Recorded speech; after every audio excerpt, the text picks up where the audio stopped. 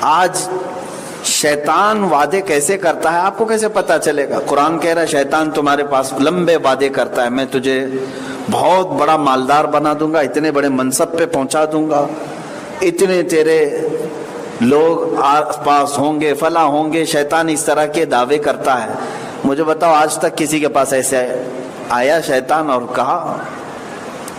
کب وعدے کر رہا ہے شیطان؟ تو قرآن کیوں کہہ رہا ہے شیطان اس طرح کے وعدے کرتا ہے بندوں سے؟ میرے عزیزو تمہارے پاس بہت مرتبہ آیا اور بہت مرتبہ وعدے بھی کیا۔ یہ اور بات ہے کہ ہم شیطان کی کوئی شکل دیکھنے کی امید لے کر بیٹھے ہوئے ہیں۔ شیطان کب کے ہمارے پاس آتا ہے جاتا ہے، انسانوں کی شکل میں آتا ہے، دوستوں کی شکل میں آتا ہے، تمہیں بڑے بڑے باغات دکھاتا ہے، لمبے پلان سکھاتا ہے۔ تو جو سفلی اور جادو کی بیٹھکوں پر بیٹھتے ہیں تو فرمایا گیا وہ شیطان کے ایجنٹ ہیں، مکمل شیطان ان کی رہنمائی کرتا رہتا ہے، انہیں بڑے بڑے وعدے کرتا ہے کہ تم یہ سفلی عمل کے ذریعے سے ان بندوں کو راستے سے ہٹا دو، گمراہ کرو، میں تمہیں اتنے پیسوں کی طرف سے مدد کروں گا، فلاں کروں گا۔ لیکن اس کا ہر وعدہ جھوٹا ہوتا ہے، وہ سامنے والے کو بھی ذلیل کرتا ہے اور سارے لوگوں کو بھی ذلیل کرتا ہے۔ یہ اللہ تعالیٰ نے فرمایا ایک تو وہ تمہیں جھوٹا وعدہ کرتا ہے اور دوسرے تم اس کے وعدے کے پیچھے پڑ گئے، یعنی اس کے بہکاوے میں آ گئے۔ اللہ فرماتا ہے مأواہم جہنم، ان کا ٹھکانہ دوزخ ہی ہوگا جو شیطان کے پیچھے چل پڑے۔ اس پر میں ایک حکایت جو تفسیر میں بھی ملتی ہے عرض کرتا ہوں کہ شیطان کس طرح کے وعدے کرتا ہے اور کیسے مدد کرتا ہے۔ آج بہت سارے لوگ اسی بہکاوے میں آ کر کے چلے جاتے ہیں شارٹ کٹ راستہ دیکھنے کے لیے کہ جلدی سے کوئی اثر ہو جائے، ایسے لوگوں کے ہاں چلے جاتے ہیں، دین بھی ان کا جاتا ہے، ایمان بھی چلا جاتا ہے اور شیطان انہیں جہنم میں بھی لے جاتا ہے۔ سنیں، ایک بزرگ تھے اور بڑے پارسا، نیک، زاہد، پرہیزگار۔ ان کی بستی میں اچانک انہیں یہ خبر ملی کہ لوگ جو ہے ایک درخت کی پوجا میں لگ گئے ہیں۔ مسلمان تھے لیکن اس درخت سے کچھ ان لوگوں نے اپنی آس بڑھا لی کہ اس درخت کے ارد گرد کچھ تو اثر ہے جس کی بنیاد پر ہمارے گھروں میں بھلائی آتی ہے، ایسے انت وشواس جس کو کہتے ہیں۔ درخت سے لوگوں نے جوڑ لیا، جھاڑ کی پوجا میں لگ گئے۔ روز وہاں پر جمگٹا جمع ہونا شروع ہوا تو کسی نے اس بزرگ سے کہا کہ لوگ تو بہک رہے ہیں، گمراہ ہو رہے ہیں، سب اس جھاڑ کے پاس جا رہے ہیں اور ان کو فائدہ بھی ہو رہا ہے، کوئی بچوں کے لیے لے کر کے جا رہا ہے، بیمار صحیح ہو کے آ رہے ہیں، تو اس درخت کی تو آج ویلیو بڑھ گئی ہے، لوگوں کا جب میں غفیر اس طرف جا رہا ہے۔ تو اس بزرگ نے مصلے پر بیٹھ کر کی قسم کھا لی، اللہ کی قسم میں اس درخت کو جڑ سے نکال آؤں گا۔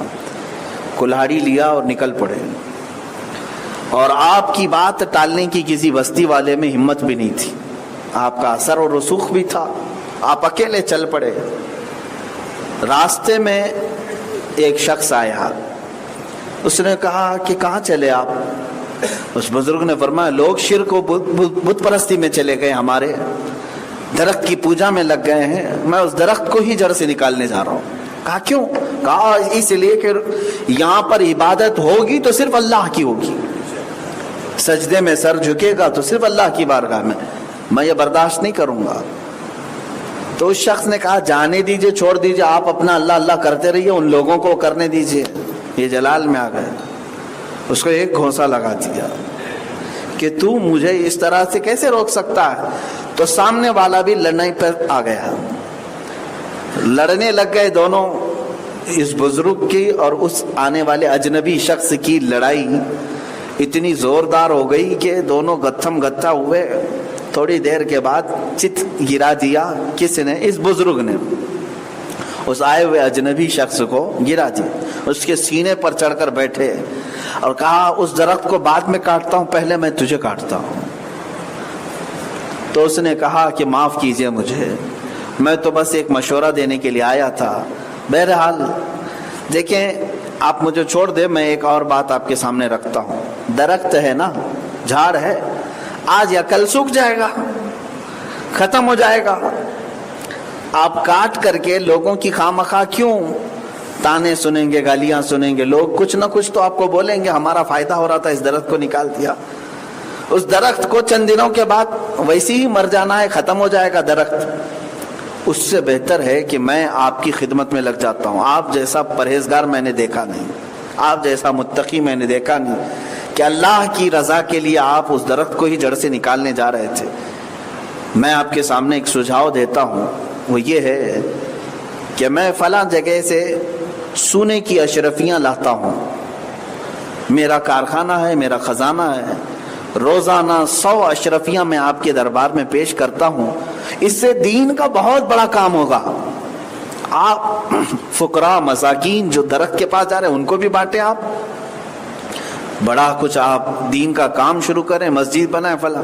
اس بزرگ کو یہ سجھاؤ اچھا لگا, انہوں نے کہا ٹھیک ہے, اچھی بات ہے, واپس چلے آئے ہیں. تو وہ اجنبی شخص دوسرے دن آیا اور 100 اشرفیوں کی تھیلی بھر کر لے آیا اور ہدیتاً پیش کیا. آپ نے اسے قبول کیا.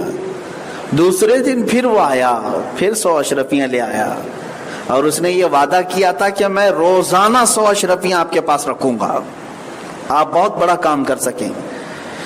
تیسرے دن وہ آیا نہیں, غائب ہو گیا. چوتھے دن بھی نہیں آیا. تو آپ کو لگا کہ یہ چکمہ دے کے چلا گیا, 2 دن دے کر کے. پھر آپ کلاڑی اٹھائے اور چل پڑے. اس درخت کو جڑ سے نکالنا تھا, کاٹ کر ختم کرنا تھا. بیچ راستے میں پہنچے تو پھر وہ اجنبی شخص آ گیا دوڑتے ہوئے. کہا کہاں چلے بابا؟ کہا اس درخت کو جڑ سے نکالنے جا رہا ہوں. نہ, چھوڑ دیجئے آپ کو میں نے تو 4 دن پہلے بھی کہا تھا کہ لوگوں کو اپنا کام کرنے دیجئے, آپ اپنا کام کریں. پھر انہوں نے لڑائی شروع کر دی. لڑائی شروع کیا ہوئی, 2 منٹ نہیں گزرے تھے کہ اس اجنبی نے اس بزرگ کو پٹک دیا اور ان کے سینے پہ چڑھ کے بیٹھ گیا. کہا کہ تم مجھ سے اب نہیں بچ سکو گے. اس بزرگ کو رونا آ گیا.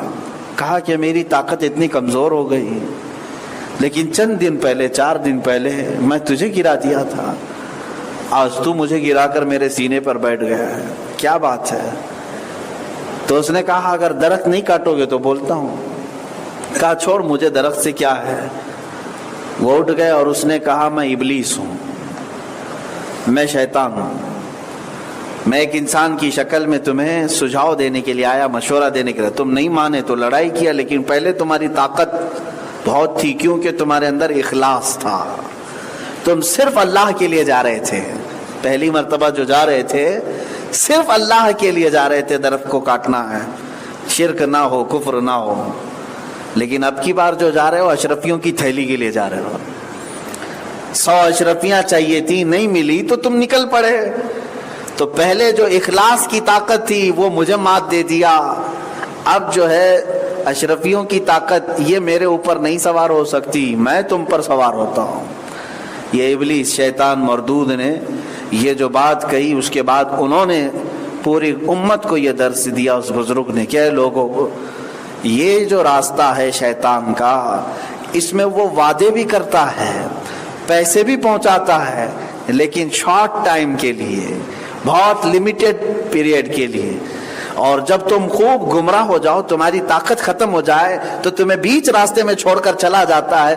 تمہاری برسوں کی تقویٰ اور طہارت سے کمائی ہوئی طاقت بھی ختم کر دیتا ہے.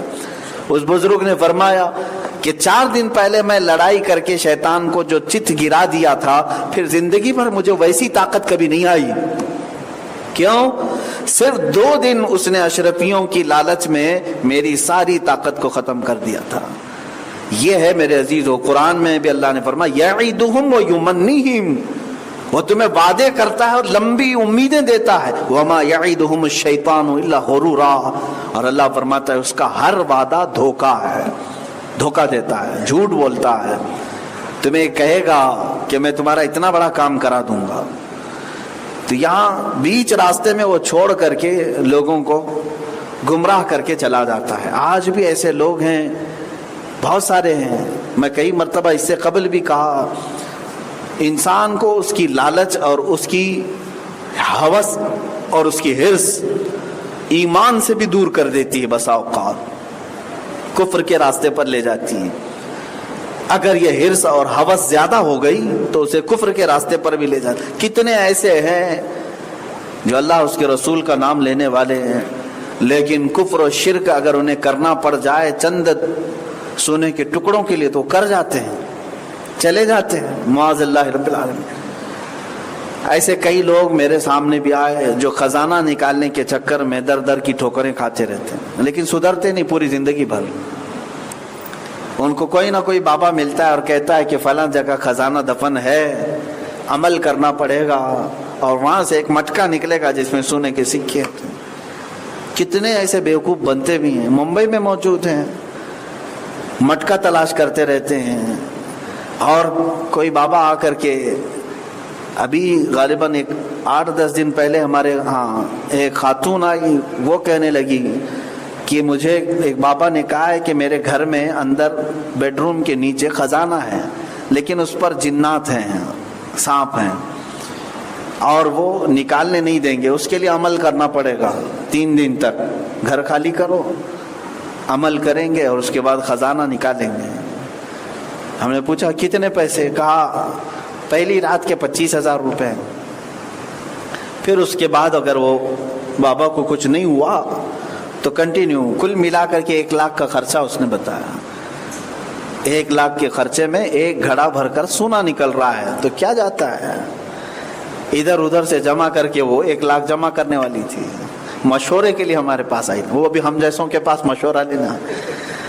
بہرحال کیونکہ میں کافی سالوں پہلے سے اس طرح کے میٹر کو دیکھ رہا ہوں, کئی لوگ ایسے ہیں جو دھوکہ کھا. یہ شیطان ہے میرے عزیزوں, ابلیس لعین کے ایجنٹ ہیں جو تم کو اس طرح کی حرکتیں کراتے ہیں اور تمہیں زمین کے نیچے کے خزانے کی بات کر کے.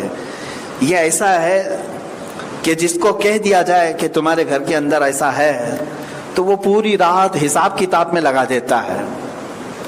چلو گھڑا بھر کر کے نہ صحیح, ارے 1 کلو بھی مل جائے تو کیا فرق پڑتا ہے. تو اس طرح کے حساب کتاب میں وہ پوری رات گزار دیتا ہے. سب کے قرضے ادا کر دوں گا, شیخ چلی بن جاتا ہے ایک ہی رات میں. اور کتنے لوگوں کو ان لوگوں نے ڈسا ہے, دھوکہ دیا ہے.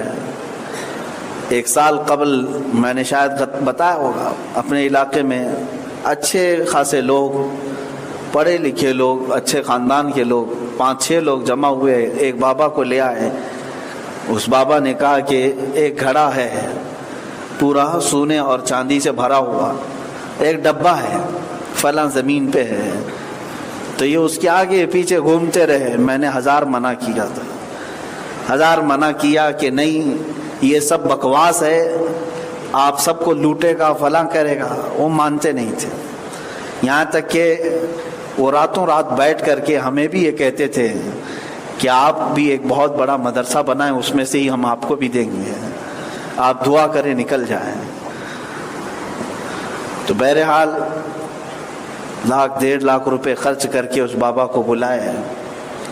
تو جس کے ہاں تھا کھیت میں, کھیت والے نے منع کر دیا کہ میں کھودنے نہیں دوں گا یہاں پر, جس کی زمین میں خزانہ بتایا.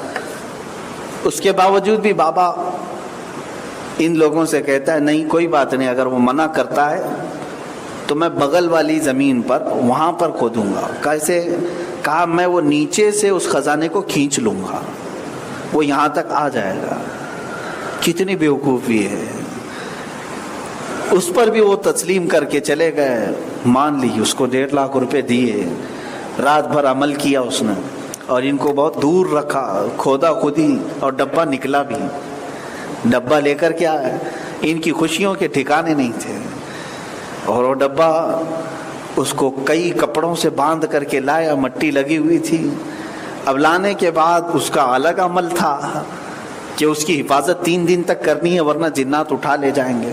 یہ 6 لوگوں کو باری باری 3 دن جگایا اس نے. ایک کمرے میں بیٹھ کر کے لوگ کسی کو قریب آنے نہیں دیتے, اس ڈبے کی حفاظت میں لگے ہوئے تھے. صبح سے دوپہر تک ایک آدمی ڈیوٹی دیتا ہے, دوپہر سے شام تک دوسرا, پھر رات کو تیسرا. ان لوگوں نے 3 دن ڈیوٹی دی, کیونکہ بابا بتا دیے تھے 3 دن سے پہلے کھولنا نہیں ہے, اور باقی کچھ بھی اگر ایسا ہو تو میں جا رہا ہوں کسٹمر کیئر پہ فون کر لینا. یہی ہوگا. 3 دن کے بعد کیونکہ اب ان کے